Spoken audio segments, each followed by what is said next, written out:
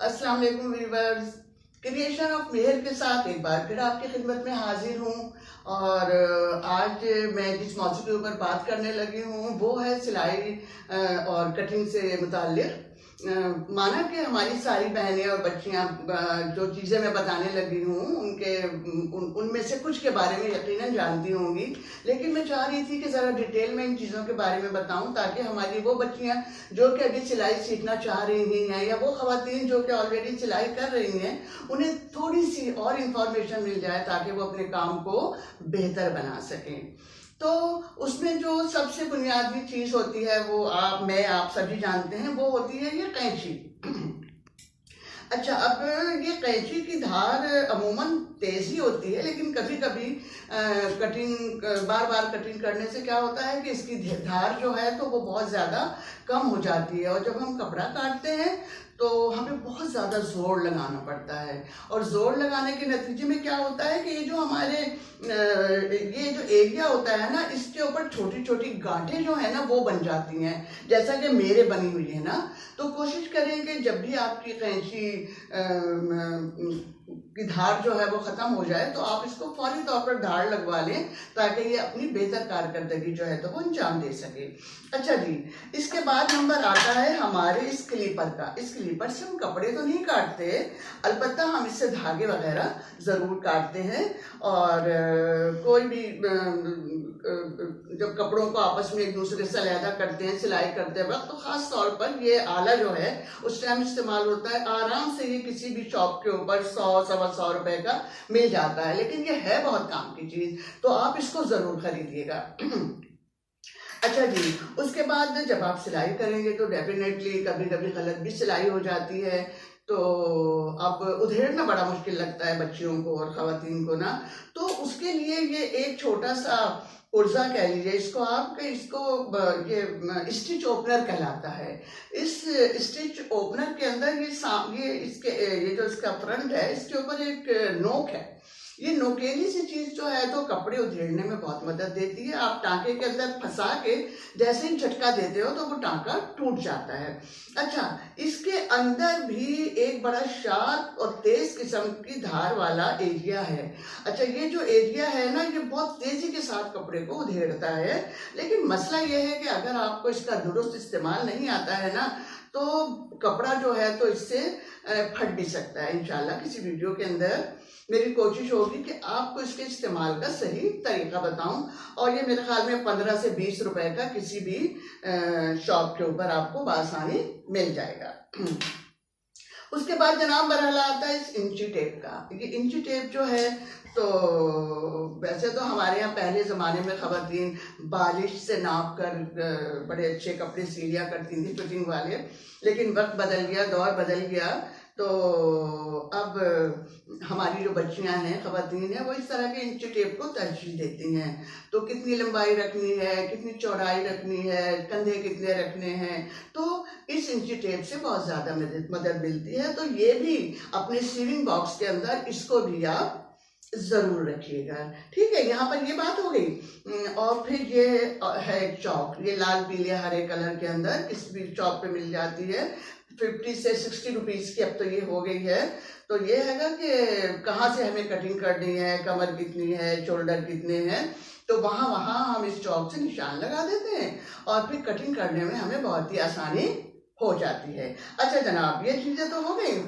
उसके बाद हम दूसरी चीज़ों की तरफ आते हैं कि जब हम सिलाई करेंगे, गला वगैरह बनाना होता है तो हमें पेपर बुकरम की ज़रूरत होती है। देखिए, ये बड़ी ही नरम और सॉफ्ट किस्म की एक बुकरम होती है जिसके एक साइड के ऊपर बहुत चमक होती है और एक साइड से ये खुरदुरी होती है।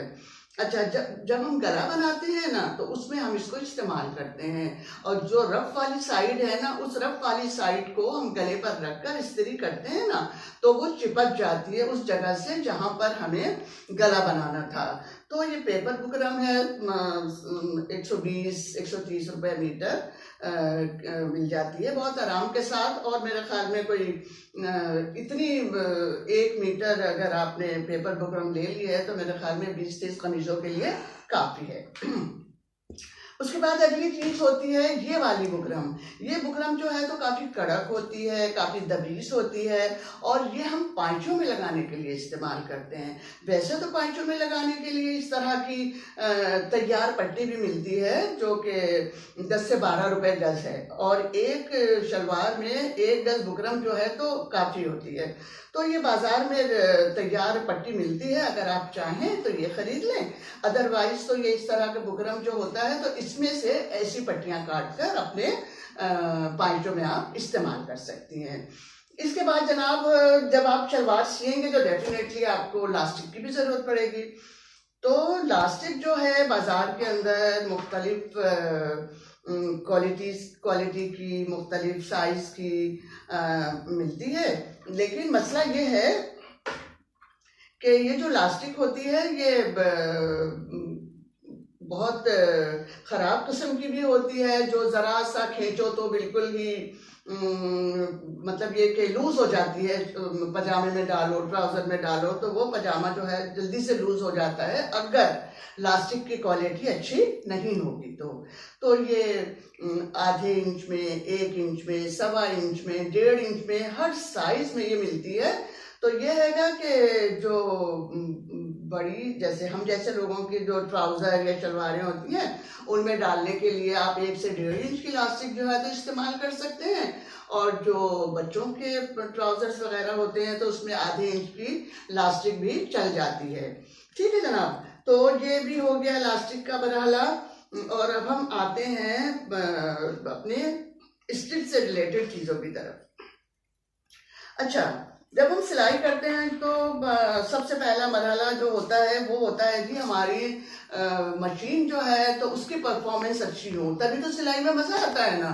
अगर हमारी मशीन की परफॉर्मेंस अच्छी नहीं है, बार बार धागे तोड़ रही है, बड़े बड़े टाप दे रही है, तो सीने वाला बेजार हो जाता है सॉरी, कि जी हम इसको कैसे सिएं। तो मैं आपको एक बात बता दूं कि कभी भी सिलाई मशीन की जो सुई है उसको खरीदते वक्त पैसों पे कंप्रोमाइज ना करें।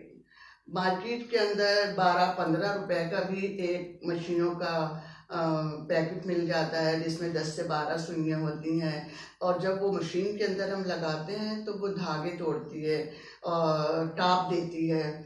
तो ये सुइयाँ जो है ना चाइना की बनी हुई होती हैं, और वो हमारी इन मशीनों के लिए नहीं है, वो किसी और किस्म की मशीनों के लिए हैं, और हमें पता नहीं है, हम उसका इस्तेमाल करते हैं और हमारी मशीन जो है तो वो अपनी कारकर्दगी बेहतर अंजाम नहीं देती है। तो मैं आपको बताती चलूँ कि जब भी आप अपनी सिलाई मशीन के लिए सुई खरीदें तो सिंगर की जापानी सुई खरीदें। ये थोड़ी सी महंगी होती है, मेरे ख्याल में 10 रुपए तक की एक सुई आ जाती है, लेकिन ये सीती बहुत अच्छा है। अगली बात जो मैं आपको बताऊं कि हर कपड़े के लिए एक ही नंबर की सुई जो है वो नहीं इस्तेमाल की जा सकती। अगर आप कोई मोटा कपड़ा सी रहे हैं तो उसके लिए आप 18 नंबर की सुई इस्तेमाल करेंगे। अगर आप लॉन सी रहे हैं, कॉटन सी रहे हैं, तो उसके लिए आप 14 नंबर की सुई इस्तेमाल करेंगे। और अगर कोई आप बहुत ही बारीक वाला कपड़ा इस्तेमाल कर रहे हैं, जैसे नायलॉन वगैरह है या जो बनारसी टाइप कपड़े हैं, तो उसमें आप 11 नंबर की सुई भी इस्तेमाल कर सकते हैं। देखिए ना, अगर आप मोटे कपड़े के ऊपर 11 नंबर की सुई इस्तेमाल करेंगे तो डेफिनेटली वो बार बार टूटेगी, ठीक है ना। और अगर आप नायलॉन जैसे कपड़े के ऊपर कोई मोटी सुई इस्तेमाल करेंगे तो वो आपका कपड़ा जो है तो बिल्कुल ही खराब हो जाएगा। तो इस चीज का खास तौर पर आप ख्याल रखिएगा। अच्छा जी, अब जो मैं आपको कुछ और बताने लगी हूँ वो ये है कि हम जब कपड़े सीते हैं ना तो हम अमूमन पाइपिंग पट्टी वगैरह भी लगाते हैं उसमें। तो ये मेरे पास 2 पुर्जे हैं पाइपिंग पट्टी लगाने के। ये पुर्जा भी पाइपिंग पट्टी लगाने में इस्तेमाल होता है और ये वाला पुर्जा भी पाइपिंग पट्टी लगाने में इस्तेमाल होता है। दोनों की कारकर्दगी बेहतर है, लेकिन मुझे ये ज़्यादा पसंद है। अच्छा, और जो हम पाइपिंग लगाने के लिए डोरी इस्तेमाल करते हैं वो ये रही मेरे पास। ये डोरी होती है जो कि 50-60 रुपए की मार्केट में मिल जाती है और 6-8 कमीज़ों में हम बआसानी लगा सकते हैं इस गुच्छे को। अच्छा, अब ये हैगा कि ये डोरी हम इसके अंदर इस्तेमाल करते हैं, तो आप अपने सिलाई बॉक्स के अंदर इस तरह की डोरी को, इस तरह के पुर्जों को खरीद के रखेंगे तो ये है कि वक्त पे आपको अवेलेबल होंगे और आप आसानी अपने कपड़ों को सी लेंगे। अच्छा जी, अब एक और चीज मैं आप लोगों को दिखाने लगी हूँ और वो है ये कि जब आप कपड़े सिलाई कर रहे हैं तो डेफिनेटली आपको कुछ ऐसी चीज़ों की भी ज़रूरत होगी, जैसे कि आजकल की बच्चियां तो पसंद करती हैं कि जी जब हम शर्ट पहने तो वो ज़रा जदीद स्टाइल की हो, उसमें जिप भी लगी हुई हो। तो कोशिश कीजिए कि ये हल्की जिप इस्तेमाल करें, हल्की, जिसका ये सेंटर वाला एरिया ना बिल्कुल बारीक सा होता है, जो वो, और ये जो इसका जो ये कुंडा है ना, ये भी बहुत नाजुक सा होता है। ये वाली जिप जो है तो कमीजों में लगती है, क्योंकि अगर कमीज हल्के कपड़े की है और जिप मोटी होगी ना तो आपकी कमीज में मजा नहीं आएगा, कमीज जिप लटक जाएगी।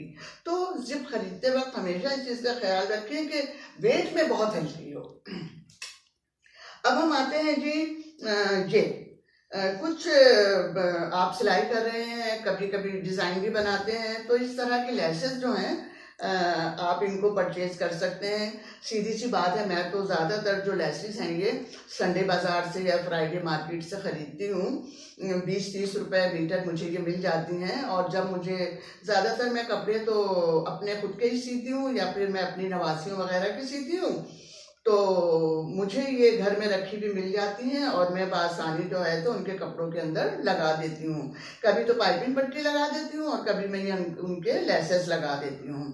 तो इस तरह की लेसेस की अगर ज़रूरत नहीं भी है और अगर आप मार्केट जा रहे हो और आपको ये रीजनेबल रेट्स पर मिल रही हैं, तो मेरे ख्याल में ख़रीद के रख लेने में कोई हर्ज नहीं है, क्योंकि ये बहुत हेल्प देती है ना आपको।